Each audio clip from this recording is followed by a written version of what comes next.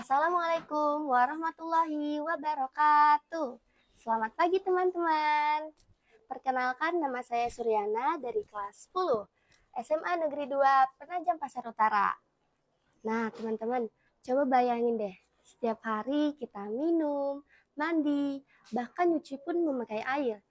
Tapi pernah nggak sih kalian kepikiran, kenapa air yang ada di bumi ini nggak pernah habis? Padahal hampir semua orang di dunia memakai air setiap hari. Nah, faktanya air yang ada di bumi itu sebenarnya terus berputar dari bumi ke langit, lalu kembali lagi ke bumi.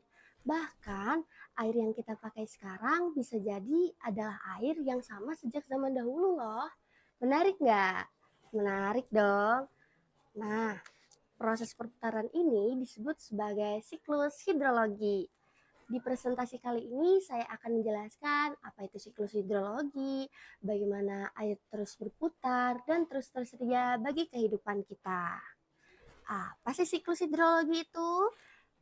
Siklus hidrologi adalah pola sirkulasi air yang terjadi secara terus-menerus yang berasal dari bumi seperti laut, danau, sungai, ataupun rawa, kemudian menuju ke atmosfer dan kembali lagi ke bumi.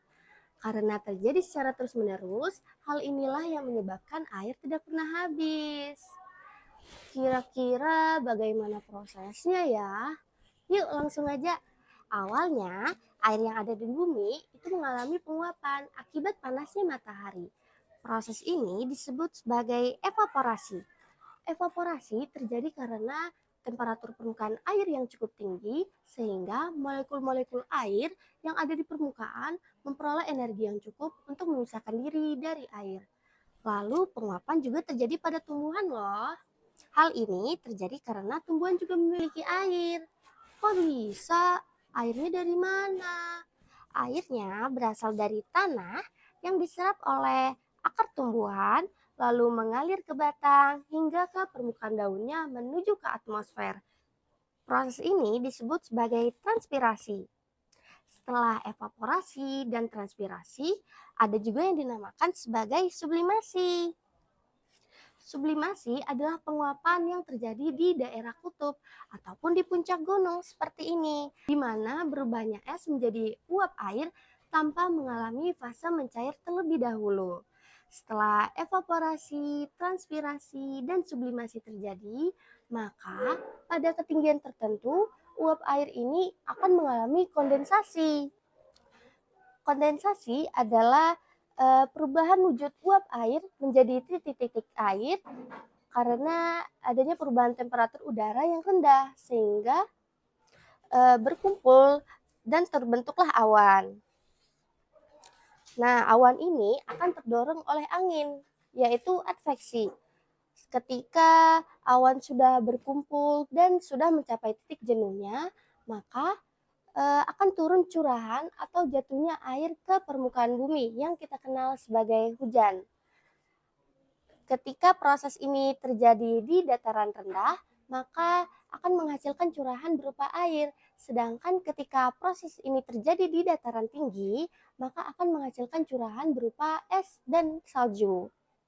Es dan salju ini akan berubah menjadi gletser, yaitu tumpukan es raksasa. Lalu menuruni lereng akibat adanya gaya gravitasi dan mencair menjadi dua bagian, yaitu aliran yang diserap oleh tanah dan aliran di permukaan tanah. Aliran yang diserap oleh tanah disebut sebagai infiltrasi. Infiltrasi adalah proses masuknya butiran air yang jatuh ke permukaan bumi melalui pori-pori tanah. Nah, infiltrasi ini sebagian ada yang menjadi aliran tanah dan ada juga yang menjadi cadangan air tanah. Selanjutnya adalah aliran di permukaan tanah, yaitu runoff. Runoff ini mengalir menuju sungai, danau, laut, ataupun rawa. Kok bisa?